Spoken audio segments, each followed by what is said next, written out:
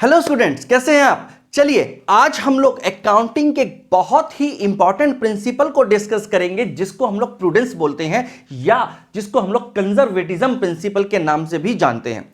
देखिए, इस प्रिंसिपल को समझने के लिए आपको रियल लाइफ के एग्जांपल के साथ बहुत आसानी से समझ में आ जाएगा। उससे पहले कि हम लोग उस रियल लाइफ के एग्जांपल को समझे, हम जरा इसकी लैंग्वेज को समझ लेते हैं कि हमें इसको लिखना कैसे होता है। देखिए, prudence prescribes accountant that he should anticipate expected future losses और expenses but do not record any expected profit. क्या मतलब हुआ?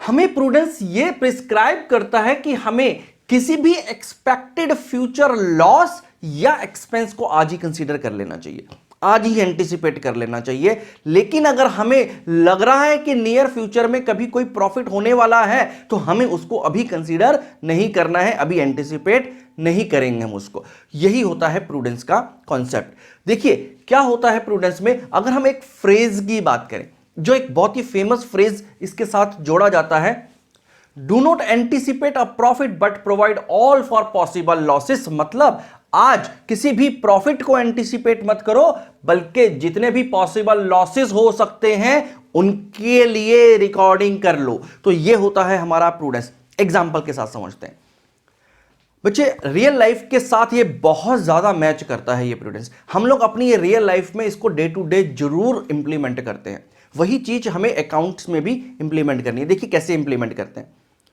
आप लोगों को मेडिक्लेम इंश्योरेंसेस के बारे में पता होगा। मेडिक्लेम इंश्योरेंसेस क्या होता है, क्यों लिया जाता है मेडिक्लेम इंश्योरेंसेस? मेडिक्लेम इंश्योरेंसेस इसलिए लिया जाता है ताकि अगर इन नियर फ्यूचर कभी भी किसी भी फैमिली मेंबर को अगर हॉस्पिटलाइज होना पड़ेगा तो लाखों रुपए के खर्चे के नीचे आ जाएंगे हम लोग। उस लाखों रुपए के खर्चों को बचाने के लिए आज हम पहले से ही, जब हमें जरूरत नहीं है तब भी हम उसके लिए एक इंश्योरेंस पॉलिसी खरीद लेते हैं। उस इंश्योरेंस पॉलिसी में क्या करते हैं, हम हर साल एक प्रीमियम को पे करते हैं। चाहे हम उस पर्टिकुलर इंश्योरेंस को उस साल यूज करें ना करें, लेकिन हमने एक प्रोविजन बना दिया, हमें हर साल उसका एक प्रीमियम पे करना है कि कल को अगर कभी भी जरूरत पड़ गई, लाखों रुपए का खर्चा हो गया हॉस्पिटलाइजेशन होने पर, तो वो खर्चा अब हमारे सिर पर नहीं पड़ेगा बल्कि वो इंश्योरेंस कंपनी लेगी। तो ये हमने ऐसे एक्चुअली किया क्यों? क्योंकि हमें मालूम है कि इन नियर फ्यूचर कभी ना कभी तो ऐसा अनएक्सपेक्टेड खर्चा हमारे सिर पर आ ही जाएगा।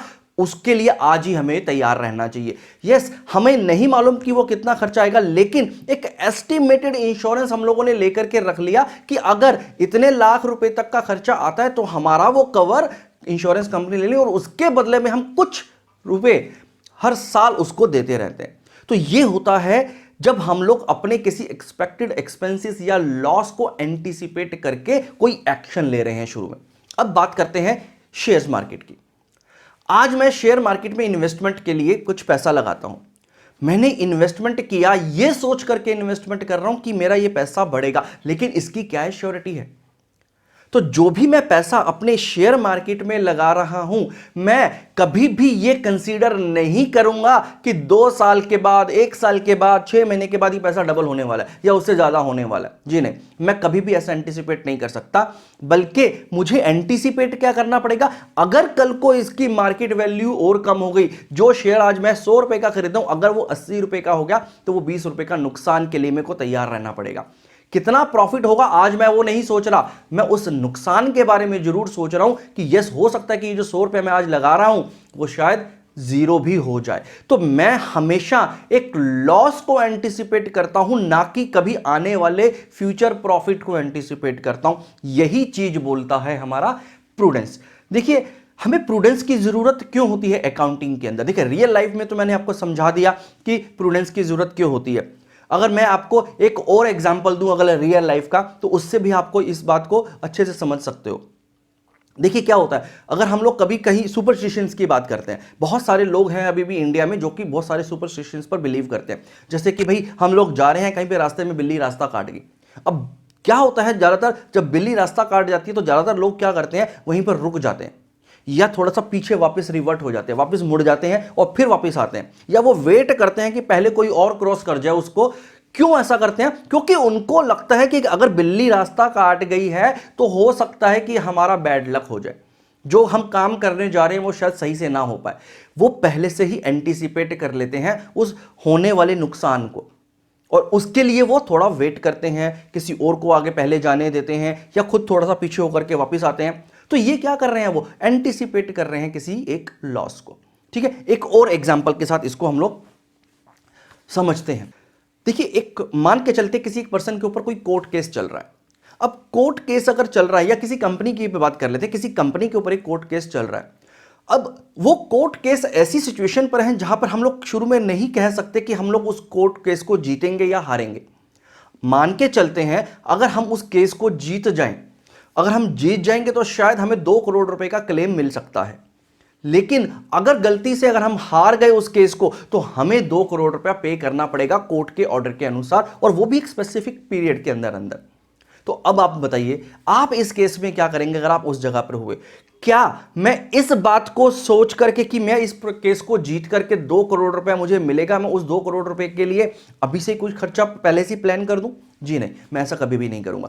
लेकिन हां, मैं इस बात को जरूर ध्यान में रखूंगा कि अगर कल को मैं ये केस हार गया तो वो 2 करोड़ रुपया आएगा कहां से जो मुझे देना पड़ेगा।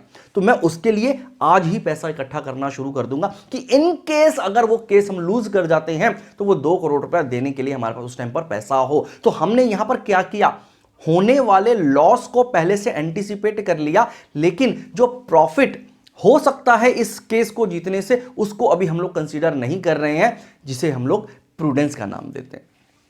अब अगर हम लोग बात करें यहां पर कि अकाउंटिंग में इसकी क्यों जरूरत पड़ती है, तो बहुत ही सिंपल है बच्चे। हम लोग अकाउंटिंग में प्रूडेंस का यूज इसलिए करते हैं ताकि जो हमारी फाइनेंशियल स्टेटमेंट्स हैं वो कोई गलत पिक्चर ना दिखाए, हमारी फैंसी पिक्चर ना दिखाए उस अकाउंटिंग स्टेटमेंट के थ्रू हम लोग अपनी कंपनी की, so that financial statements do not show better picture than actual में तो कुछ हो रहा है, लेकिन हम लोग प्रॉफिट को एंटिसिपेट कर रहे हैं और उसको बेटर पिक्चर दिखा रहे हैं, या आने वाले लॉस को इग्नोर कर रहे हैं और उसको बेटर पिक्चर दिखा रहे हैं। तो हमें ऐसा नहीं करना होता।